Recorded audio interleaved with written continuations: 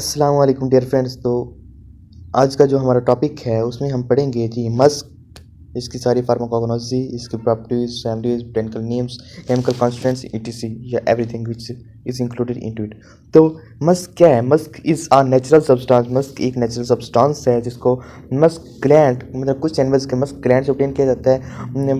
Mostly तौर पर Musk dare जो है एक जिसको काला हरन भी कहा जाता है, उससे इसको ऑब्टेन किया जाता है। तो इसके बाद है कि इसके अलावा कुछ और एनिमल्स में से भी इसको ऑब्टेन किया जा सकता है, जैसे कि मस्क्रेट्स या सीविट्स वगैरह। सीविट कैट को कहते हैं सीविट्स। इसमें से ऑब्टेन किया जा सकता है इसको। अच्छा, अब ये फेमस क्यों है? ये फेमस है जी, it is famous for its strong distinctive aroma. ठीक है, एक इसकी बहुत अच्छी स्मेल होती है, इसकी कस्तूरी की, इसको उर्दू में कस्तूरी कहते हैं। कस्तूरी की एक बहुत अच्छी स्मेल होती है, एक अरोमा होता है, उसकी वजह से ये भी बहुत मशहूर है, जो कि मतलब बहुत अच्छे से इस्तेमाल हो रहा है, मतलब परफ्यूम्स में भी, मेडिसिन वगैरह में भी, और रिलीजियस सेरेमनीज वगैरह में भी इस्तेमाल होता है। इसके बाद इसकी फैमिली कौन सी है? तो जो मस्क डियर है ये मॉस्चिडी फैमिली से बिलोंग करती है। और इसके अलावा with in the other RTO, अच्छा ये ऑर्डर, इसका जो ऑर्डर है इस फैमिली का वो आता है जी ऑर्डियोडेक्टाइला। ठीक है, अब इसके अलावा कुछ और भी एनिमल्स हैं जैसे मस्क्रेट्स या सेड्स वगैरह हैं, ये डिफरेंट फैमिली से बिलोंग करते हैं, ये इस फैमिली से बिलोंग नहीं करते। और इसके बाद इसका बोटेनिकल नेम है, तो इसका जो बोटेनिकल नेम है वो है जी moschus moschiferus. Moschus derived from the animal source, it does not have botanical name, मतलब it derive from animal sources. अच्छा, इसका एनिमल सोर्सेज से ड्राइव किया जाता है, इसका अपना कोई नेम नहीं है, लेकिन जिस एनिमल से ड्राइव किया जाता है उसका नाम है मॉस्टस मॉस्टिफेरस, या जिसको मस्क डेयर भी कहते हैं, या काला हिरन कहा जाता है इसको, उससे ऑब्टेन किया जा सकता है। और इसके बाद है जी सोर्स डिटेल्स, मतलब ये कैसे ऑब्टेन की जाती है, सॉरी किस चीज़ से ऑब्टेन की। अच्छा, ये मस्क ग्लैंड से ऑब्टेन किया जाता है, स्पेशली सेंट ग्लैंड जो कि लोकेटेड होता है जो मस्क प्रोड्यूसिंग एनिमल है, मतलब कि जो आप कहने के काला हिरन है, मस्क डेयर है, उसकी नाव से इसको ऑब्टेन किया जाता है। नाव, तो नाव से ऑब्टेन किया जा सकता है।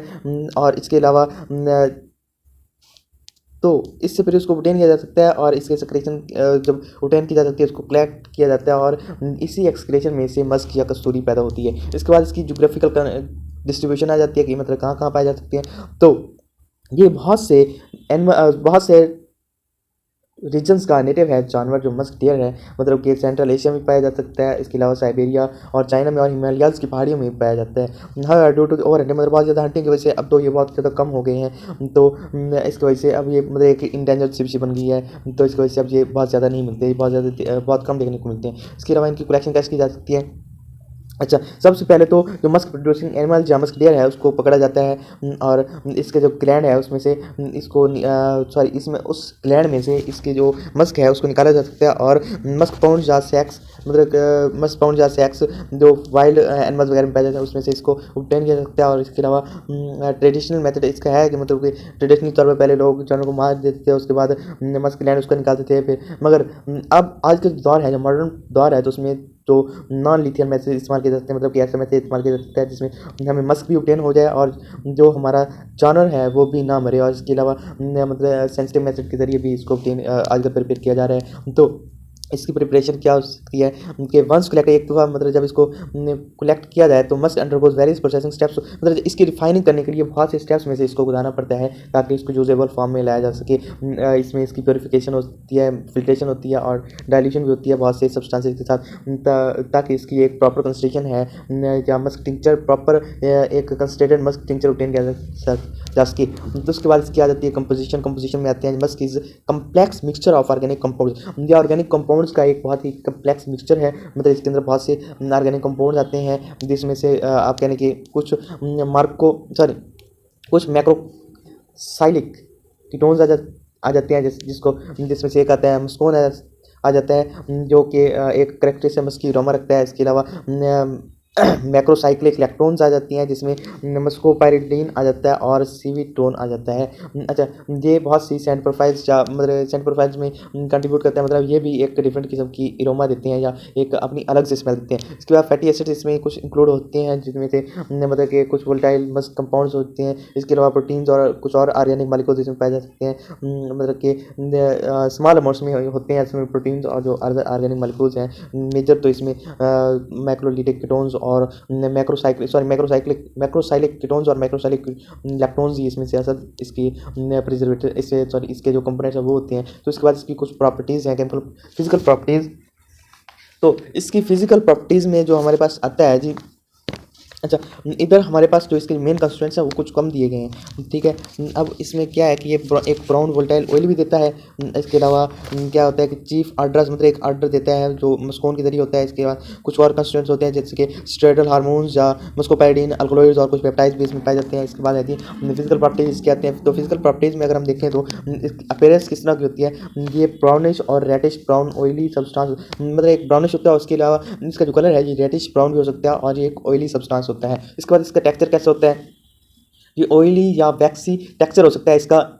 और ये मतलब कि बहुत से और ये डिपेंड करता है मतलब जिस प्रोसेस के जरिए ये बना है या इसकी प्योरिटी कितनी है इसकी, इस पर डिपेंड करता है इसका टेक्सचर। इसकी बुनियाद उस प्रोसेसिंग की बुनियाद पर ये वैक्सी या ऑयली हो सकता है। इसके बाद इसका ऑर्डर है, तो इसका एक बहुत ही स्ट्रॉन्ग और डिस्टिंक्टिव मस्की अरोमा होता है।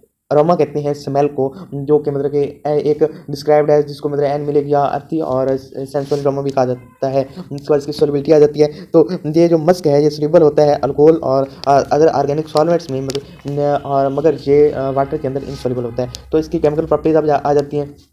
वोल्टिलिटी मतलब ये कितना वोल्टाइल होता है। मस्क ये वोल्टाइल होते हैं और ये जब मतलब एयर या हीट के साथ अपना एक्सपोजर होता है इनका, तो उस वक्त ये अपनी एरोमा ज़ाहिर करते हैं, इनमें इनकी खुशबू आने लगती है। उसके बाद इनकी स्टेबिलिटी आ जाती है।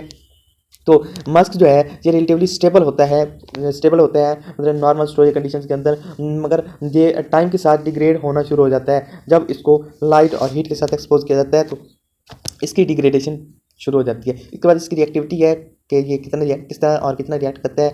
तो मस्क कंपाउंड्स ये अदर केमिकल्स के साथ रिएक्ट कर सकते हैं जैसे कि ऑक्सीडाइजिंग एजेंट्स के साथ, और ये अपनी इरोमा प्रोफाइल भी चेंज, मतलब इनकी जो इरोमा है जो एक कैरेक्टरिस्टिक ऑर्डर हमें पहले से आ रही है वो चेंज हो सकती है रिएक्शन की वजह से। इसके बाद आ जाता है जो हमारे पास मैक्रोस्कोपिक कैरेक्टरिस्टिक्स। अब इसकी मैक्रोस्कोपिक कैरेक्टरिस्टिक्स क्या क्या होती हैं, ये बहुत सी फॉर्म में पाया जाता है जैसे कि सॉलिड ग्रेन्यूल्स की फॉर्म में भी होता है। इसके बाद वैक्सी पैलेट्स की फॉर्म में या ऑयली टिंचर के साथ भी ये पाया जाता है। इसके बाद कलर जो है इसका ये लाइट ब्राउन या डार्क ब्राउन भी हो सकता है। ये मतलब कि बहुत से फैक्टर पर डिपेंड करता है जैसे कि एज होगी, उसके बाद प्रोसेसिंग वगैरह होगी, और इसकी ग्लोसी या शाइनी अपीयरेंस होती है, ठीक है। जब ये मतलब कि प्योर फॉर्म में होता है, जब ये पहले पहले ऑब्टेन किया जाता है तो उसकी जो अपीयरेंस है वो ग्लोसी और शाइनी टाइप की होती है। इसके बाद आते हैं केमिकल कॉन्स्टिट्यूएंट्स में इसके मैक्रोलिटिक कीटोन्स आ जाती हैं। हमने पहले पढ़ा भी है मस्कोन वगैरह जो मतलब कि एक मस्की अरोमा देने में इसका काम होता है। इसके बाद ये कुछ मैक्रोसाइक्लिक कीटोन्स आ जाती हैं जिसमें मस्कोपैराडीन आ जाती है, सेविटोन आ जाती है, और ये अपनी एक अलग से सेंट प्रोफाइल देते हैं। और उसके बाद कुछ फैटी एसिड्स और प्रोटीन आ जाती हैं। फैटी एसिड में आ जाते हैं मतलब कि कुछ वोलेटाइल मस्क कंपाउंड आ जाती हैं। इसके अलावा अगर प्रोटीन्स और ऑर्गेनिक मॉलिक्यूल्स को देखें तो ये स्मॉलर अमाउंट में, मतलब जो प्रोटीन्स वगैरह हैं ये बहुत स्मॉलर अमाउंट में मौजूद होते हैं। इसके अलावा कुछ अल्कलाइड्स और पेप्टाइड्स भी मस्क के अंदर मौजूद होते हैं। तो इनके अब यूजेस क्या क्या हैं। मस्क जो है ये बहुत ट्रेडिशनली तौर पर यूज होता है मेडिसिन के तौर पर, मोस्टली मतलब कि एक एज एफ्रोडिजिक सॉरी इट्स परपोर्टेड एफ्रोडिजिक, अच्छा फॉर मतलब कि एक एफ्रोडिजिक के तौर पर यूज होता है। इसकी आपको सामने डेफिनेशन नज़र आ जाएगी। इसके बाद ये एंटी इन्फ्लेमेटरी होता है और एनर्जेटिक प्रॉपर्टीज भी रखता है ये। तो इन एरोमाथेरेपी मतलब एरोमाथेरेपी में या परफ्यूमरी में, मतलब परफ्यूम इंडस्ट्री में इसका बहुत ज़्यादा इस्तेमाल होता है।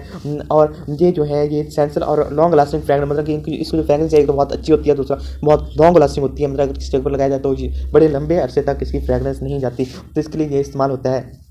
और ये मोस्टली जो है एक बेस नोट के तौर पर फ्रेगनेंस के अंदर इस्तेमाल होता है। और इसके अलावा ये कॉस्मेटिक्स के अंदर भी इस्तेमाल होता है जैसे कि परफ्यूम्स में, लोशंस में, क्रीम्स वगैरह में फ्रेगनेंस इनहेंसिंग प्रॉपर्टीज होती हैं इसके अंदर, ठीक है। तो इसकी वजह से ये क्रीम्स और लोशंस और परफ्यूम्स वगैरह में इस्तेमाल होता है। इसके बाद due to ethical and environmental concerns, मतलब कि एक बहुत एथिकल सी खुशबू होती है, और इन्वायरमेंटल कंसर्न्स को भी मतलब कि सॉरी इन्वायरमेंट को, हमारा जो इन्वायरमेंट है उसको ये अपना अलग से एक इन्वायरमेंट के लिए बहुत आप कहने फ्रेंडली होती हैं, तो उसकी वजह से ये बहुत ज़्यादा यूज़ की जाती रही है। हार्वेस्टिंग इसकी जो नेचुरल मस्क की हार्वेस्टिंग है ये होती रहती है। तो मतलब sensitive musk compounds are increasingly use, ये अल्टरनेटिव मतलब परफ्यूम इंडस्ट्री में और कॉस्मेटिक में ये बहुत ज़्यादा अल्टरनेटिव के तौर पर यूज़ होते हैं।